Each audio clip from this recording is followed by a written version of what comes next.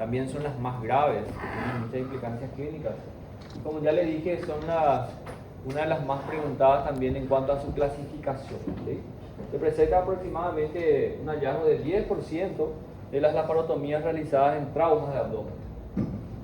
15% solamente como lesiones únicas, generalmente son lesiones asociadas, ¿verdad? Ya que en el retroperitoneo, como ya dijimos, se cumple ese principio, ¿verdad? De lesiones asociadas muy comunes. Esta es la clasificación que también tenemos que ir manejando, ¿verdad? Desde contusiones del parénquima renal sin laceraciones, en forma bien general, las lesiones contusas del parénquima renal, las lesiones cerradas, no requiere tratamiento quirúrgico, se ofrece un tratamiento conservador. Ahora bien, las laceraciones del parénquima pulmonar, el parénquima renal, que abarcan la médula, o sea, el sistema colector, estas son de resorte quirúrgico. A partir de las lesiones grado 4 tenemos ya lesiones que implican o que abarcan al sistema colector con filtración de orina a través de esa lesión. Entonces son las lesiones más complejas que requieren tratamiento quirúrgico. Hasta las lesiones grado 3, las lesiones más simples, el tratamiento es conservador. A partir de la lesión del sistema colector no hay otra alternativa que hacer un tratamiento quirúrgico para reparar eso, ¿verdad? Esta imagen se puede, de la Asociación Americana de Cirugía de Trauma, ¿verdad? Se puede catalogar en las lesiones grado 4 con importante lesión, que muchas veces incluye también lesiones vasculares, hasta el grado 5, que prácticamente es un estallido renal. Y obviamente, sin ninguna discusión, el tratamiento es quirúrgico. Cuando hablamos de cirugía, en las lesiones grado 5 nos referimos a entrar y sacar ese riñón, así como la esplenectomía. La lesión grado 5, un estallido renal, es nefrectomía el tratamiento.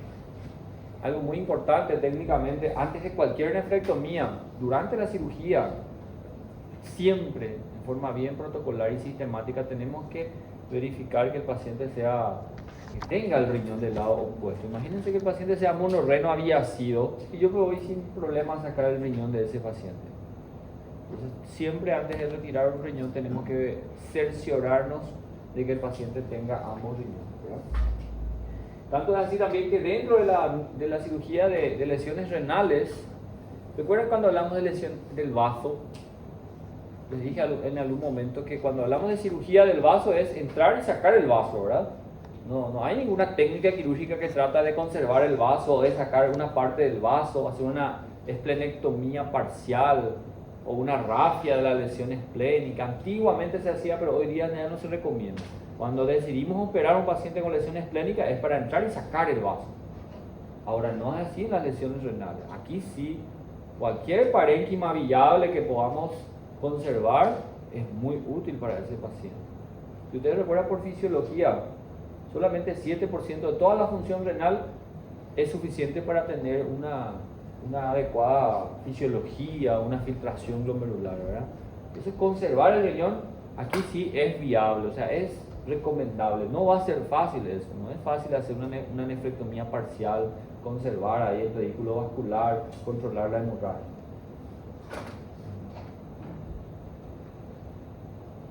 Se termina, no se muere. Bueno, ¿cómo voy a sospechar de una lesión renal? Todo paciente que tiene un traumatismo abdominal penetrante en la región lumbar o es un trauma cerrado y viene a consultar por hematuria, es una lesión renal hasta demostrar lo contrario. El grado o la magnitud de la hematuria no refleja la gravedad de la lesión renal, eso es algo muy interesante. A veces algunos médicos se quedan tranquilos porque tiene hematuria el paciente, pero es una hematuria escasa. Y eso no significa que la lesión renal eventualmente también fue leve o fue de bajo grado, al contrario. En las lesiones de mayor grado, grado 4 y grado 5, con compromiso del sistema colector, el sangrado no se está eliminando por las vías urinarias, ¿se entiende eso? Entonces la hematuria es escasa, sin embargo el grado de la lesión es compleja. Entonces eso es importante en las lesiones renales. El grado de la hematuria no guarda relación con la gravedad o la complejidad de la lesión renal. Obviamente que la consecuencia hemorrágica de una lesión renal va a ser también distintos grados de shock, ¿verdad? Distintos grados de hemorragia. Las mismas categorías de hemorragia clase 1, 2, 3 y 4 se aplican aquí también.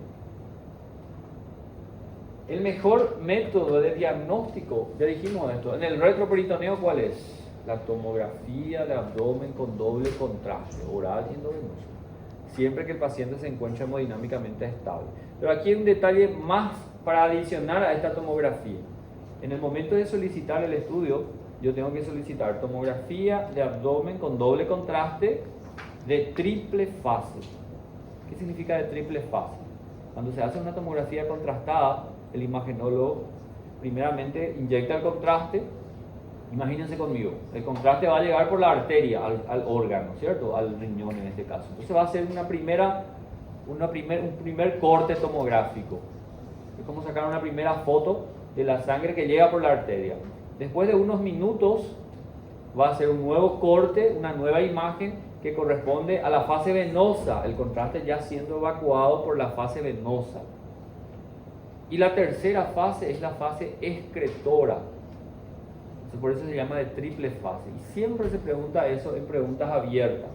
El mejor método auxiliar imagenológico en las lesiones renales, tomografía de abdomen con doble contraste, pero de triple fase, oral, endovenoso y excretor.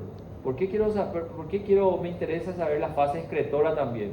Para ver si no hay fuga de contraste a nivel de las vías colectoras, a nivel del conducto colector. Porque eso me va a decir lesión grado 4 y eso significa que es quirúrgico. ¿Okay? En las lesiones grado 3, con sangrados vasculares, donde se puede ver la fuga de contraste vascular en la fase arterial, todavía se puede ofrecer una conducta más conservadora como la arteriografía, que puede ser selectiva y puede embolizar directamente ese vaso sanguíneo sangrante, al igual que en la lesión esplénica y en la lesión hepática, la modalidad de tratamiento mínimamente invasivo. Lesiones ureterales, del uréter, muy poco habitual, rarísimos son estas lesiones, pero eventualmente también suelen estar presentes, ¿verdad? Pueden tener distintos grados de lesiones, desde contusiones, y los más graves son las laceraciones. Las laceraciones que pueden ser parciales o tangenciales, o las peores que pueden ser secciones totales, incluso con pérdida de sustancia. Y ese es el mayor problema, ¿verdad? Las lesiones parciales pueden hacerse reparación primaria, incluso las secciones totales se puede hacer reparación primaria, siempre colocando un catéter que va a servir como un tutor intraluminal, un catéter doble J, así se llama, anoten ahí, después ustedes van a buscar en internet. Catéter doble J es un catéter específico para las vías urinarias que comunica la luz de la vejiga con el formato de la pelvis renal. Entonces es como un tutor para que esa reparación ureteral pueda cicatrizar sin que se genere estenosis. La misma función de aquel tubo de Kerr que hablamos en el semestre pasado para las vías biliares, ¿sí? Las mayores lesiones más graves son cuando existen pérdida de sustancia. No alcanza para reparar la lesión ureteral y va a requerir una reimplantación del uréter a la propia vejiga, ¿verdad? Pero eso ya es algo más profundo, técnico, así, para urología. El método de diagnóstico de elección es el urograma excretor, que mide o que nos muestra la filtración de orina, la extravasación de orina a través del uréter, ¿verdad? La tomografía también es un método importante que nos va a mostrar fuga de contraste en la fase excretora, por eso es importante la fase excretora. Trauma de vejiga, este sí es incluso más frecuente que la del uréter. ¿Cuál es la particularidad de la vejiga? Al igual que el recto, tenemos una vejiga intraperitoneal y una vejiga extraperitoneal. Recuerden eso por anatomía, ¿verdad? La porción superior de la vejiga está mirando hacia la cavidad peritoneal, pero la porción inferior de la vejiga está en el extraperitoneo, a nivel de la pelvis. El tratamiento va directamente relacionado al sitio de la lesión. Imagínense conmigo, lesión de vejiga intraperitoneal, ¿dónde se va a derramar la orina? A la cavidad abdominal. Entonces, lesión de vejiga intraperitoneal siempre es quirúrgico, no hay discusión. La parotomía, lavar la cavidad abdominal de toda esa orina que se derramó en la cavidad y suturar la herida. No va a curar solo eso. Técnicamente es muy importante utilizar hilos hilos absorbibles. Siempre tiene que ser hilo absorbible. Porque si yo uso un hilo no absorbible que va a quedar ahí sin absorberse, eso termina predisponiendo a la formación de cálculos en la vejiga. Entonces, técnicamente tiene que ser un hilo absorbible, tipo Vicryl. ¿Ok? ¿En quiénes voy a sospechar una lesión de vejiga? Todo paciente víctima de trauma de abdomen que viene a consultar por hematuria, o sea que no es que viene a consultar, sino que viene en la urgencia y yo constato que tiene hematuria, una hematuria pero que no afecta la estabilidad hemodinámica del paciente, que en un estudio de imagen me demuestre líquido libre, pero órganos macizos íntegros. ¿De dónde será que viene ese líquido? De la vejiga, esa es mi sospecha. ¿Okay? Ahora, quiero confirmar si hay una lesión de vejiga. ¿Cuál sería el estudio de elección, el gold standard? Que me va a dar ahí el sello de garantía de que es una lesión de vejiga. Uretrocistografía retrógrada. ¿Sí?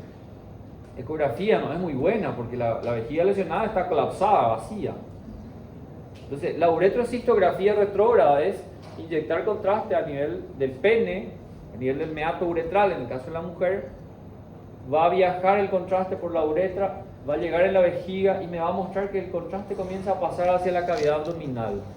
Lesión de vejiga intraabdominal, tratamiento quirúrgico, siempre, no hay discusión. ¿Okay?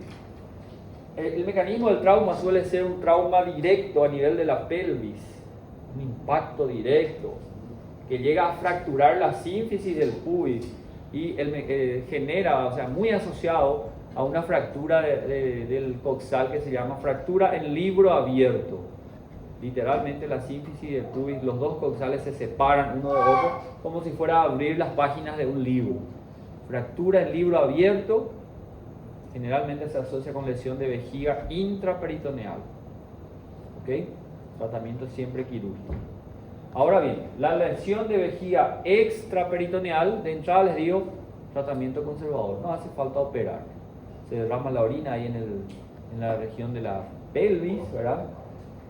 Pero no es necesario operar, tratamiento conservador. Basta con colocar una sonda vesical, un catéter vesical, o incluso una talla vesical por 2 semanas, y esa lesión se va a curar sola. Gran diferencia. Por eso que tanto se pregunta si es intraperitoneal siempre quirúrgico, si es extraperitoneal conservador. ¿En qué caso voy a pensar en una lesión de vejiga extraperitoneal? En fracturas de pelvis específicas, las fracturas las fracturas de pelvis que ocurren en caídas de altura, en horcajadas. ¿Saben lo que es horcajada? Cuando el paciente cae con las piernas abiertas sobre un objeto. En portugués es muy interesante el nombre. Queda de caballero, porque es como si fuera que un caballero cae sobre su caballo, con las piernas abiertas.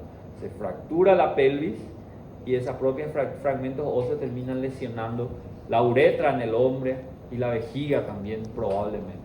¿Se entiende? Vamos a ver las imágenes. ¿Cómo voy a confirmar eso? Uretrocistografía retrógrada, pero ahora el contraste va a ir y no va a llegar a la cavidad abdominal, sino que se va a difundir ahí en la pelvis. Van a ver las imágenes. Y esa, lesión de vejiga intraperitoneal, se va el contraste por la uretra, llena la vejiga y luego pasa a la cavidad abdominal. Lesión de vejiga extraperitoneal, se va el contraste, probablemente con una lesión de uretra también, y no llega a la cavidad abdominal, sino que queda ahí filtrando hacia la cavidad pélvica. ¿Okay? Aquí en el transcurso de una laparotomía, la vejiga abierta, así mismo se ve. Totalmente abierta la vejiga. Reparar esa vejiga con hilos absorbibles terminó el problema y dejar una sonda vesical siempre. Sonda vesical o talla vesical, cistostomía, ¿verdad? Luego la lesión uretral. De eso ya habíamos comentado un poco al inicio del capítulo de trauma de abdomen.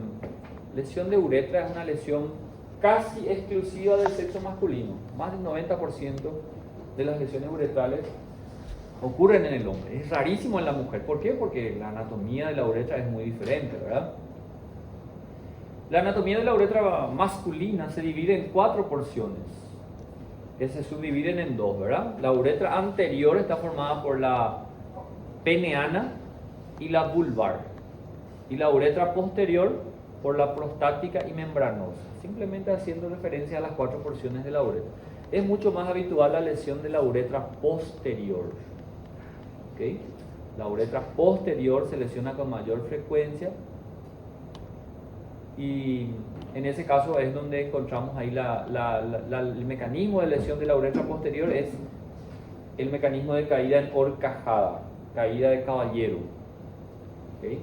Se fractura los huesos de la pelvis y termina lesionando la uretra posterior. Más específicamente, la uretra membranosa. Esa es la porción más frecuentemente lesionada. La uretra anterior también se puede lesionar en traumatismos directos del pene, por ejemplo, golpes directos ahí del pene, y específicamente la región vulvar es la más lesionada. ¿Okay?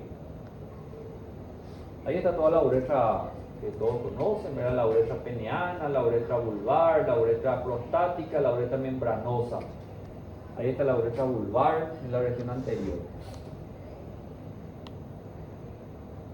¿Cómo diagnosticar? Primero sospecha, ¿verdad? Estigmas de sospecha de lesión de uretra, que justamente, de paso, dicho sea de paso, contraindica catéter urinario. No podemos colocar sonda vesical en un paciente que sospechamos lesión de uretra. ¿Cuáles son esos signos de sospecha? Paciente con imposibilidad de orinar. Lógico que no va a estar orinando porque la uretra está lesionada. Entonces el paciente tiene ganas de orinar, está con la vejiga llena de líquido, eso duele bastante, pero no puede orinar. Sangre en el meato urinario, un coágulo ahí a nivel del glande generalmente, poco de sangre, no es hematuria, no confundan, lesión de uretra no causa hematuria. Si tengo hematuria tengo que pensar en lesión renal, lesión de vejiga o incluso de uréter, pero no de uretra.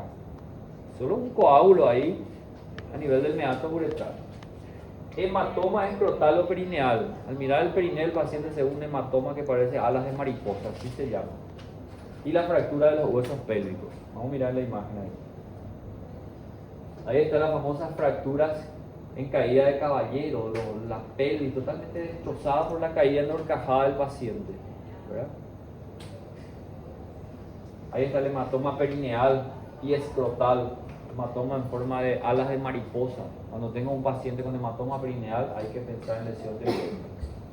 ¿Cómo voy a confirmar la lesión de uretra? Uretrocistografía retrógrada, lo mismo que para la vejiga. Aquí vemos una normal, donde el contraste sigue el trayecto de la uretra y llega hasta la vejiga. Cuando es anormal, el contraste se va y fuga a un nivel de la lesión, no llega a la vejiga. Se confirma la lesión, contraindica la colocación de sonda transuretral y obliga a la realización de una cistostomía, colocar un catéter urinario directamente a la vejiga a través de la pared abdominal, ¿cierto? Y ese es el tratamiento. Después va a ser el problema del urólogo y va a ser un gran problema, ¿eh?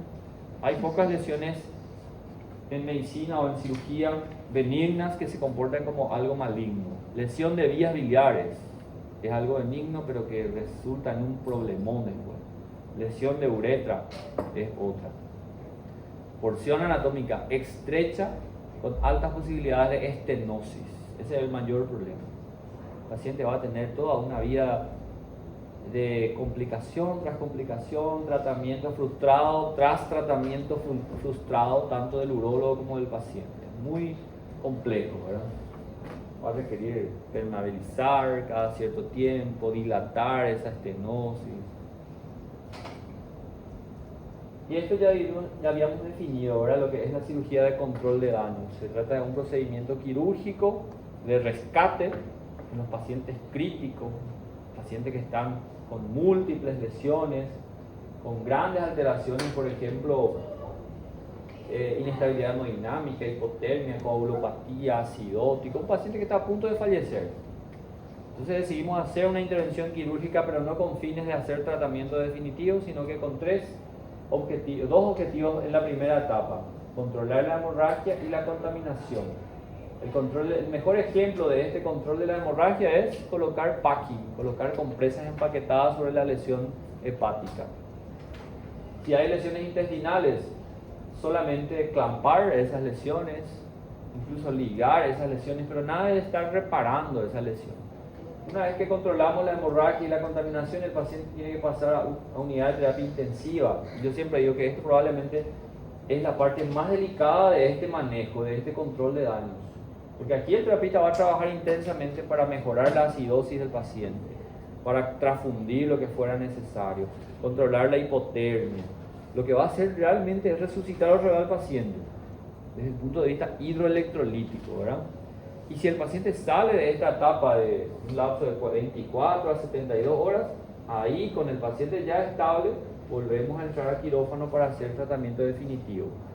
Suturar esas lesiones intestinales, reparar esa lesión hepática. Eso es cirugía de control de daños y es una alternativa que salva vidas del paciente. Porque si en la primera etapa ya intentábamos hacer ahí las suturas intestinales, el paciente iba a vomitar. Muchos pacientes mueren. Entonces es una táctica quirúrgica que salva vidas y por eso es que se preconiza tanto en todo el mundo y no solamente se aplica en abdomen. Cirugía de control de daño se puede hacer en cualquier parte del cuerpo. Lesiones vasculares aquí del cuello, se puede aplicar el protocolo de control de daño. En vez de reparar la lesión, voy a colocar una prótesis transitoria, el paciente va a terapia, se estabiliza y después entra el cirujano vascular y repara la lesión. ¿Entienden? En miembro inferior, en tórax. Y básicamente eso. Con eso terminamos trauma de abdomen.